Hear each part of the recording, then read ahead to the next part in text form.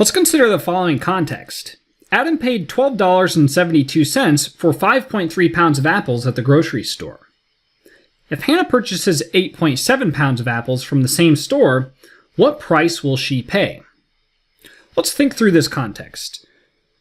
So if we think about the ratio of, I'm going to abbreviate a little bit, so I'm going to say cost in dollars, but this is the cost for the apples that Adam purchased. The ratio of that to the weight of apples that Adam purchased in pounds, that ratio is going to be equal to 12.72 divided by 5.3, and that quotient has a value of 2.4.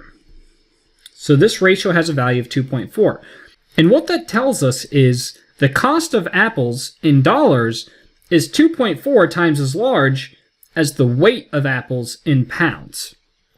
So that value of that ratio tells us the size of the cost relative to the weight. And so this tells us a lot because this is going to be true for any number of pounds of apples purchased from the store. So for example, Hannah purchases 8.7 pounds of apples from the store, and at this store, the cost of apples in dollars is 2.4 times as large as the weight of apples in pounds. So 2.4 times as large as that 8.7 gives us a value of 20.88. And therefore, Hannah pays $20.88 for her 8.7 pounds of apples. And it's all just based off of this original way of thinking about how the cost of apples relates to the weight of apples. Now, another way you might think about this, which is pretty common in a lot of courses, is to write a ratio like 12.72 divided by 5.3, which is the ratio of the cost for Adam to the weight of apples for Adam. And then you would set that ratio, I'm separate this off a little bit, and then you set that ratio equal to that same ratio but for Hannah.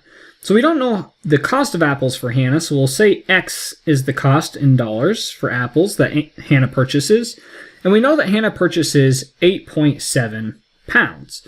And so it's common to be taught that we do cost, we set cost on the top, and then we put maybe the weight on the bottom, and then we set those equal and maybe solve for X. This is a common way to be told to do this. But that really makes sense relative to what we did before. We know the value of this ratio over here. We decided that that ratio has a value of 2.4, which tells us that X divided by 8.7 is equal to 2.4. But what that tells us is, since X is the cost of apples for Hannah, it tells us that the cost for Hannah is 2.4 times as large as the number of pounds of apples that Hannah purchased, which is 8.7. And therefore, X must be the number that is 2.4 times as large as 8.7. So we end up where we were before, and this is equal to 20.88. So we found the value of X, which represented the cost of apples for Hannah in dollars, and therefore Hannah pays $20.88 for that 8.7 pounds of apples.